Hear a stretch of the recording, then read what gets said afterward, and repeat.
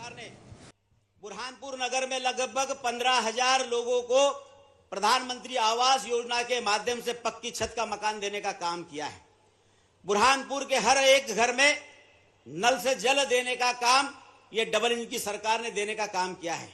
बुरहानपुर में कोई व्यक्ति भूखा न सोए, इसके लिए विगत 10 वर्षों से हमारी सरकार निःशुल्क अनाज देने का काम भी कर रही है।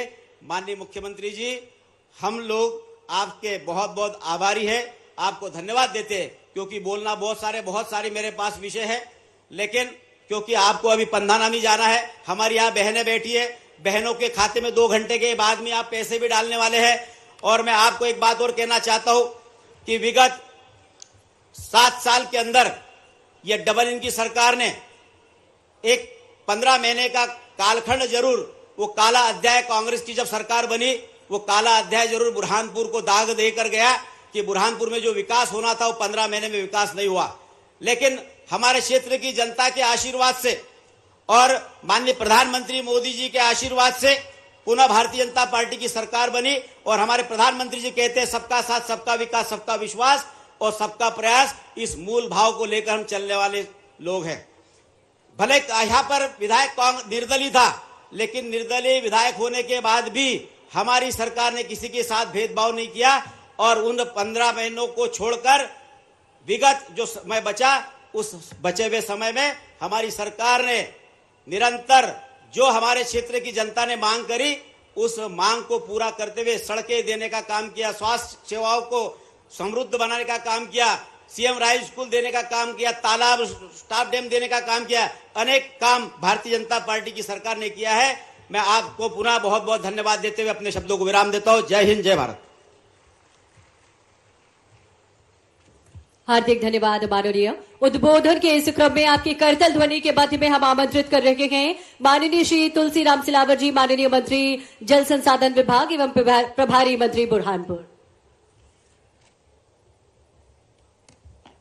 मंच पर आसीन महाकाल के बेटे, कर्मठ, जुझारू, जरा जोर से बजाओ तो ताली। ऐतिहासिक एक से मुख्यमंत्री जी का, जरा और जोर से। बहने अभी पैसे डालना है। परम सम्मानीय मुख्यमंत्री सम्मानीय मोहन यादव जी, लोकप्रिय सांसद ज्ञानेश्वर पाटिल जी, पूर्व मंत्री मध्य प्रदेश शासन की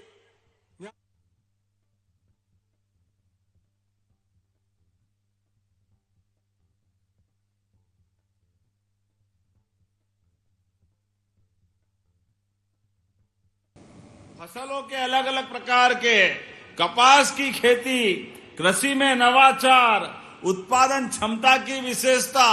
अरे आम के आम, गुठली के दाम, हमने तो केवल मुहावरा सुना था। केले के भी मजे लो और केले के बाद के उसके तने से भी कपड़े बना लो, ये बुरहानपुरी कर सकता है और कोई नहीं कर सकता। कितने प्रकार के नवाचार करते हैं, वाकई आनंद आ जाता है। दलिया, पता नहीं क्या क्या बनाया, अब नाम लूंगा तो समय थोड़ा बढ़ जाएगा।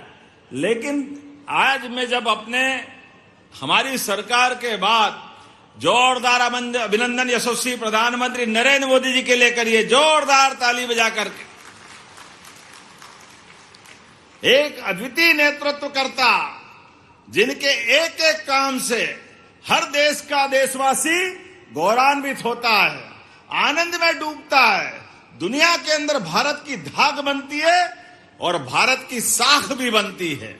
हमें इस बात की प्रसन्नता है, हमारे नेता हमारे सभी वर्गों का समान रूप से ध्यान रखते हैं और एक एक करके वो सारे गुलामी के चिन्ह भी फेंक रहे हैं, जिनके कारण से अतीत के कालक्रम में हमारे लिए कई बार अपमान की घटनाएं हुई है। राजभवन, लोक भवन, अरे लोकतंत्र का आनंद है और काम का कर्तव्य पथ, कर्तव्य भवन, ये जो लगातार अंदर से जो उनके भाव आते हैं, सच में जोरदार अभिनंदन करें हमारे मोदी जी का एक बार फिर। व्यापार व्यवसाय की समय में दुनिया के सामने किसानों की हित की रक्षा करने के लिए चट्टान की तरह किसानों के हित के मामले में सबके सामने अड़े रहे माननीय मोदी जी।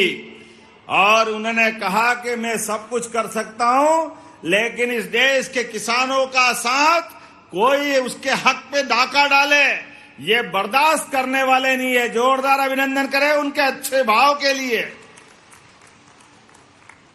और इतना ही नहीं, सिंचाई की सुविधा बढ़ाने के लिए ये कांग्रेसी आज बड़े दुर्भाग्य के साथ कहना पड़ेगा, इनने तो कभी कुछ काम करा नहीं। किसानों को लेकर के लगातार इनकी कुनीतियों के कारण से पूरे देश की हालत तो हुई, हमारे प्रदेश की हालत भी। 1956 में मध्य प्रदेश बन गया, लेकिन 56 में मध्य प्रदेश बना, ये मां ताप्ती कब से प्रवाहित हो रही है। मां नर्मदा का आशीर्वाद तो हमको भी मिलता है, राजस्थान भी ले रहा, गुजरात के साथ महाराष्ट्र में भी पूरा क्षेत्र हमारा मालवा निवाड़। बोलिए नर्मदे महारानी की। चारों तरफ से नर्मदा के कारण से पूरा क्षेत्र बदल रहा है। लेकिन ये कांग्रेसी को भी तो मौका मिला था, कोई आपके दरवाजे आए तो पूछना। ये नर्मदा वैली की घटना है, नर्मदा वैली के बांधों की श्रृंखला 1977 से बनने के लिए तैयार थे, लेकिन इन्होंने बनने नहीं दी। गरीब आदमी परेशान होता रहा, किसान के घर कंगाली आ गई, लेकिन इनका मन नहीं पसीजा। ये अपनी सरकार पे सरकार बनाते रहिए और किसान गरीब पे गरीब होता गया। लेकिन मुझे इस बात की प्रसन्नता है, सरदार सरोवर के माध्यम से यशस्वी प्रधानमंत्री जब गुजरात के मुख्यमंत्री थे, उनने गुजरात का भी भला किया और हमारे बड़वानी से लगा करके निमाड़ तक और ये पूरे बांधों की श्रृंखला शुरू हुई। जोरदार अभिनंदन करें हमारे अपने प्रतिबद्ध प्रधानमंत्री के लिए। हमने सुना था कि लोहे से पारस छुआओ तो लोहा सोने का हो जाता है।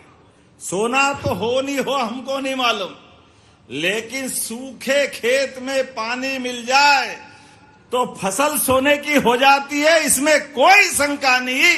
ये हमारी परमात्मा की कृपा है।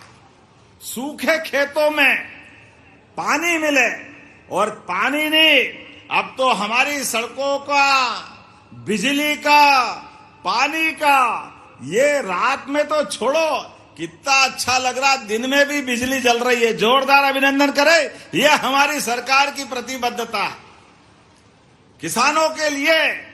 नहीं तो ये कांग्रेस के शासनकाल में जब ये सीजन चलता, डब्बा लेके पेट्रोल पंप पे लाइन लगा रहे डीजल लेने के लिए। जनरेटर, इन्वर्टर, ये हमारे नई पीढ़ी के बच्चों को तो मालूम ही नहीं। 20 साल पहले कैसी बुरी स्थिति थी किसानों के साथ। सब प्रकार के संसाधन लगाने के बाद भी ना पानी, ना बिजली, ना सड़क। कांग्रेसी अपने केवल शब्दों की जादूगरी